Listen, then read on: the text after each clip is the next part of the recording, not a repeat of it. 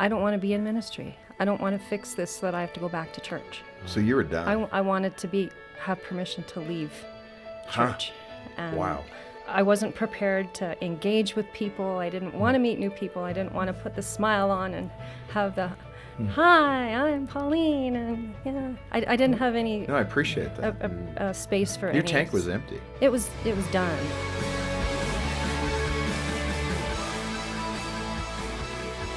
Welcome to the Focus on the Family broadcast, helping families thrive.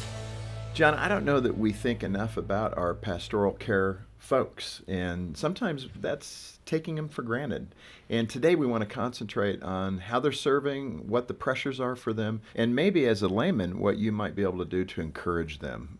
If you think about a pastor, think of everything they're doing, counseling and praying over hurting families, visiting people in the hospital and the shut-ins, teaching and preaching, of course. And I would think feeling great at every Sunday. Was it a good sermon, or maybe it was a D-? I mean, you're saying bye to people at the door and you're looking at them saying, okay, did I hit the mark?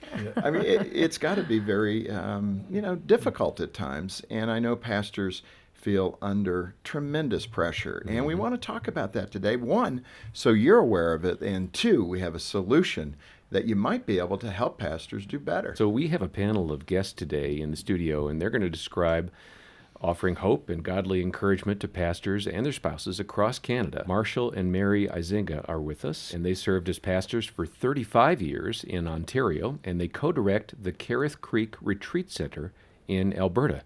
And we're also joined by Sam and Pauline Dirksen, who were pastors for 22 years, and they now co-direct the Carith Pines Retreat Center in Manitoba.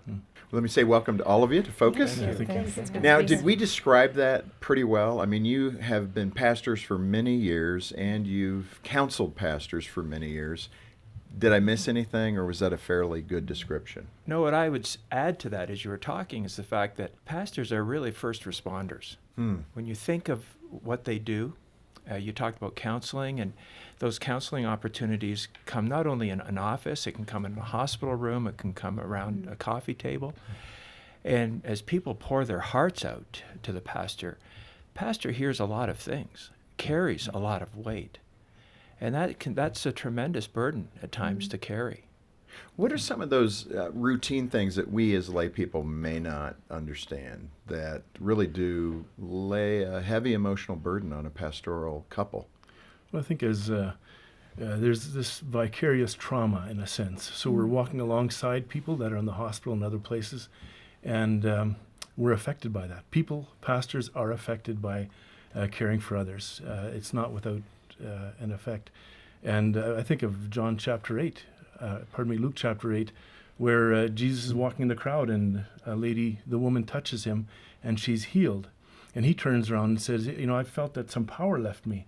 What happened? Who is that? It does take something. We're affected by it. Now that's Jesus, and we are human pastors. We will be affected by helping others and in the way we help them. We need to be careful about that. I think another dynamic that happens when you're coming alongside families and you're in the heat, if you will, the heat of the trauma, the heat of the despair and the grieving, and you come home and your family, your kids didn't know what you had to face today. Right. And they want to engage with you, and yet you're trying, but you can't. And so it affects not only the pastor and his wife or his spouse, but your kids sense that something's off, but they don't know what happened. And so that's an interesting dynamic that other families may not be aware of. Yeah, and being a pastor's spouse, I mean, that's really critical too. How did you feel in that role? Often to me, there's a sense of having to be perfect, making sure everything is exactly right, making sure the kids behave perfectly. I mean, that's an amazing amount of pressure. How do you not take the bait to try to be all that? Well, it was a challenge, no question. I was a preacher's kid, and so I saw my mom, carry the weight of that. So I think I went into ministry with some additional baggage. But as I grew, and I think it depends on which church, right? Sure. Which church you're in, what environment you're in, how much they expect. we were in a larger church, multi-staff, so I didn't carry the weight of that. Sometimes they weren't even sure who was the lead pastor's wife, and that was a help to me. Yeah. But there were certainly times of real loneliness. And who does the pastor's wife tell that she's lonely or she's struggling? And that was a challenge for me. How did you solve that? What advice do you have to the pastor's wife who's listening? You know what? I went to God and I said, Lord, I really need a close friend. And for me, I had to find it outside my church. It was another pastor's wife, and the Lord dropped a name in my heart. And I said to her, we actually went for coffee, and I said, do you want to be my friend? And she said, yeah, do you want to be my friend? It was like junior high. Oh, my goodness. And yet she was a gift to me, and God gave her to me. Let me paint a picture for those who are saying, I don't even know the world of my pastor. I maybe shake his hand on the way out the door or maybe say hello occasionally, but let me give you some data and have you respond to it. This is research that showed that 50% of pastors have said they would quit if they could. 50%. That right there should be a jaw dropper. 70% have a lower self-esteem now than when they started in the ministry. Something is unhealthy there. That shouldn't be the way it goes. What's fueling that kind of discouragement, do you think? I think there's part of it is there's expectations that a board can have of a pastor, expectations of congregants, and then there are your own expectations. And sometimes what can happen, what we see and hear, is that people can be trying to meet those expectations, and they're owning somebody else's expectations, and you can never satisfy people. I remember one of our mentors said to us, you know that 15% of the congregation isn't going to like you on a particular Sunday. And Think of that. Yeah. I mean, again, just say that again. You walk into work 15% knowing that. Yeah, are not going to 15 like are not you. going to like you. And the next Sunday, it'll be a different 15%. Because of what you're saying. Because what you're saying, or something you did, or something you didn't do in a service that you did the week before that they liked. Let me interject here. Have you found that oftentimes it's because you've touched a raw nerve? I mean, they're responding because you've really opened something up that's a wound. Yeah. Isn't that true? That would be very I would true. think most of the time that's accurate. You're stepping on something that maybe they haven't dealt with yet, or Well, and isn't that part of the struggle, right? You're their pastor, Right. and you want to shepherd them, and you want to guide them and direct them. At the same time, they're not treating you in a way that is making you feel like you want to shepherd them. well, and that's the And human so- side of the whole Right? thing. Yeah, And exactly. if there's respect and they come and talk to you, or you can see them, you're face to face, and you're not speaking through the bush and that kind of a thing, that is the best way to go. Let's be honest about it. What is the issue that you have? Then we can have a conversation about it. Right. But otherwise we can't, because as pastors, I think it's really important for us to also understand our humanness. Well, I thought you were Understand- talking marriage advice. Yeah, this is pastors and congregants. I thought it was husbands and wives. You actually have an incredible story about your situation, the pressure that you two were under, and you went to Careth Creek. You actually experienced it, I think, in 2011, right? Yeah. But Sam, what were you doing? What was the situation? We'd been in the pastorate for 19 years at that point, and we were getting tired. I would say the word exhausted would probably be a good word. And there was just a number of things going on, health issues in my family, and we were in the middle of a church building project, and there was tensions and conflicts in our leadership team. And so all of those things together, not just the ministry, but all of those things together really made us tired, made me tired. And I felt pretty exhausted and wasn't sure what to do about it.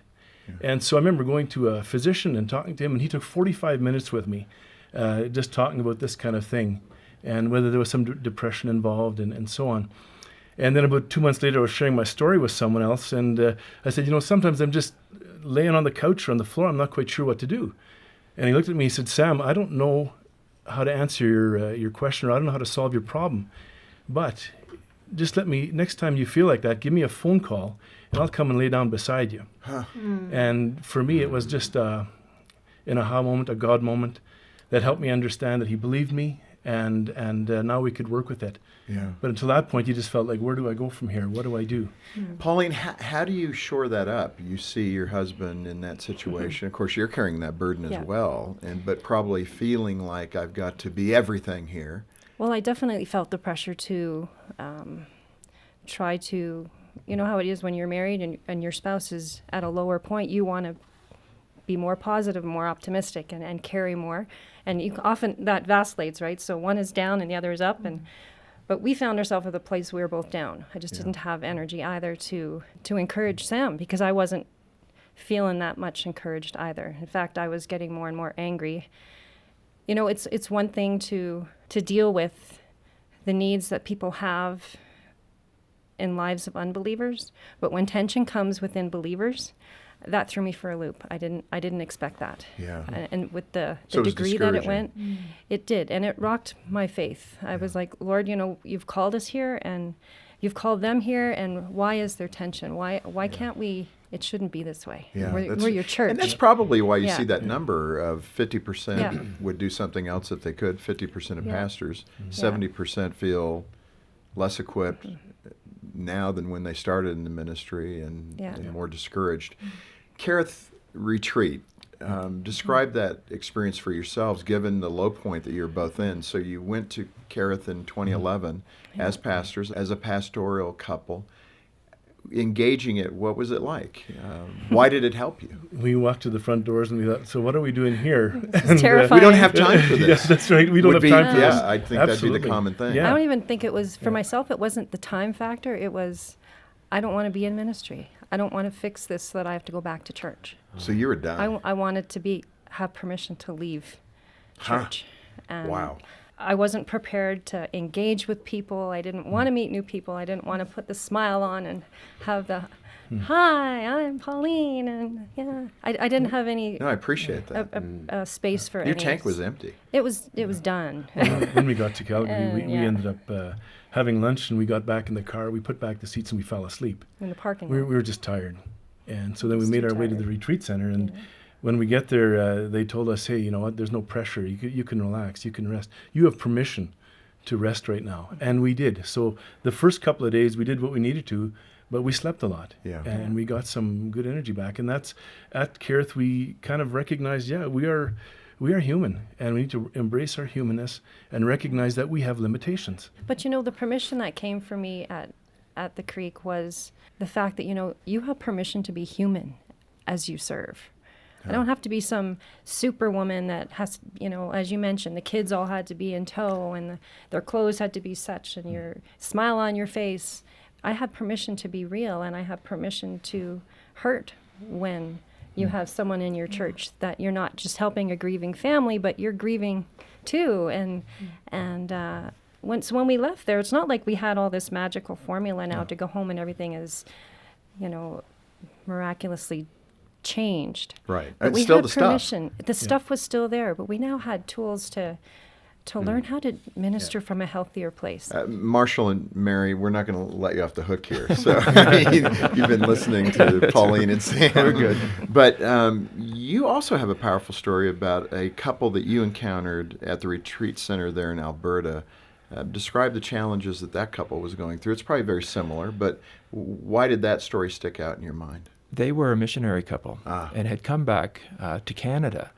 You know, you hear stories all the time, and this one was a case of, man, we couldn't really find anything that went well for them overseas. In fact, she was diagnosed with PTSD.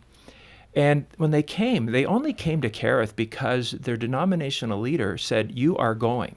So they came in very closed at first. He was very distant. She was kind of open as we would talk. But he, you know, there was no desire to be there because they didn't think anything could ever be fixed. They were really in a state of hopelessness. And so we went through the week with them, and we heard their story, and we were grieving with them. Sunday night, in the course of the week, the Sunday night is beautiful because it's a communion service, and at the end of the communion service, we love to pray with each of the couples. So Mary and I were going, we just knelt down in front of this couple, and the Lord dropped this verse into my heart. And I thought, how do I share this verse? And I thought, okay, it's not going away, so I'm just going to pray this verse over him. So I pray this verse. And at the end of it, he says to me, I need to talk to you. And I'm thinking, yeah, you probably do, and you're probably going to let me have it, because he just still wasn't open. So for an hour and a half, he really just opened up even more. But then he said to me, you know that we were going to quit. We were going back. We were leaving here Tuesday. We had an appointment Tuesday afternoon to meet with our denominational leader. We were leaving the ministry. But he said, that verse you prayed over me is the verse God called me into the ministry. And it was a reminder that God's not done with us. We felt done. We felt finished. We felt as if we'd come to the end. But your prayer tonight has sparked hope. That's amazing. It was Yeah. amazing. Yeah, and it's beautiful. And it's tragic. I mean, that we get so beaten up, so run Yeah. down that it has to be that desperate moment. But what a great testimony they have that God didn't Yeah. forget them, Yeah. and that God still had a plan for them. Mary, tell me in that context again, when you're ministering to the wives of these spouses that feel so hopeless. I mean, hopelessness is a hard thing to overcome in any walk of life.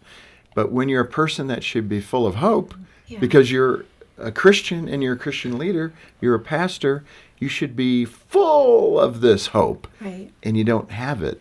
What do you do? I find it's the lack of hope, and it's also what I'm seeing. I went through it certainly in my own life, but I'm hearing it all the time in pastors' wives, is a deep sense of disappointment. Because you didn't think it would be like this. You prayed that it would be different. You believed it would be different. You parented different. And yet you're faced somewhere along the line with this profound sense of disappointment. One author says that it arrived so quietly, this disappointment, I didn't even know it was there until I spoke it out loud. And I certainly felt it in my own life, and we see that all the time in pastors' wives. It was during one of our first retreats. And again, during this communion service, we were praying. And for the couples, and we just knelt down and just laid our hands on them and began to pray, just a simple prayer. And the pastor's wife began to weep from this really deep place. And you could tell that something was happening. And the next day she said to us, I'm so sorry. I could not contain this deep cry of my heart. And I said, can you tell me what was happening? And she said, when you knelt down and you laid your hands on us and began to pray, I realized that was the first time in over 2 decades that a pastor and his wife had ever come and prayed with us. And she said that first time was when and the last time was when they sent us into ordination, when we were ordained to the ministry. And she said, for 2 decades, we've been without that. Yeah, so all output, no input. Yeah, and she said it was so, I wonder what our lives would have been like and ministry would have been like if we would have had other leaders coming around and praying for us. So it met this felt need in her heart. And we see that all the time happening. Yeah. Mary, what you mentioned the disappointment. Is that disappointment with God or with his people or with your performance? It's a great question. I think it's a combination of things. For me, it was disappointment with God. I really had a crisis of faith in 2014. I was deeply disappointed, and I didn't know, and it was with God. And I didn't know who to go to, because who does the pastor's wife go to? And so I just said one morning, Marshall came in, I can remember exactly where I was standing, and it wasn't that long ago, it was 2014. And I said to him, I want you to know I'm not praying anymore. It's done. I'm done. I'll sit in the front row with you. I won't jeopardize your position, but I want you to know I'm done praying. God's not answering our prayers. And so I stopped praying, and our war room, my war room, was no longer the war room. It was just our spare bedroom. But I didn't stop reading my Bible. And God spoke to me directly out of Romans 11, verses 33 to 36 one morning. And I realized I was going to have to make a decision. Was I going to trust him, not knowing what the outcome was? Was I going to trust that he was a good father and that he was working behind the scenes? And it was a tipping point for me. And I knew I had to make a decision. What was Romans 11? Give us the verse so we can. It was, oh, the depths of the riches of his wisdom and knowledge, how unsearchable his ways and his paths beyond tracing out. Who can know the mind of the Lord, or who has ever been his counselor? Who has ever given to God that God should repay him? For through him and to him and in him are all things. And at that moment, I was confronted with my own need. I felt God owed me an explanation why he wasn't doing things or why he was doing things. Yeah. And I knew I was going to have to decide what was I going to do not knowing. Yeah. not knowing. Well, I appreciate so much that vulnerability, and that's where we learn. Yeah. The pretending, Pauline, that we talked about a moment ago. Mary's really hitting it there. Let's just be honest. Yeah. And I so appreciate that. It does give us an action item for those who are in the pews. Yeah.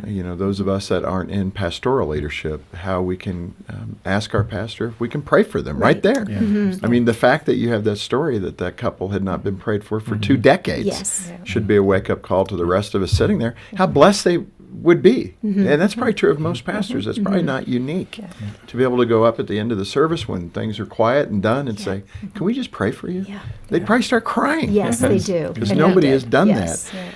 And we have an opportunity to help support pastors to go to Carith Retreat Center and get into a better place. When you look at 50% again that say, if I could do something else, I would because I'm done. And you've described so eloquently these stories of pastors that have come to Carith, your own stories about kind of that well of water you received there, that living water. Let me pop one last question, and y'all can answer, one of you, whatever. A practical thing. So someone's heard this, they've noticed, maybe they've talked to the pastor's wife and they know there's some difficulty. What is something we can do to help our pastors today?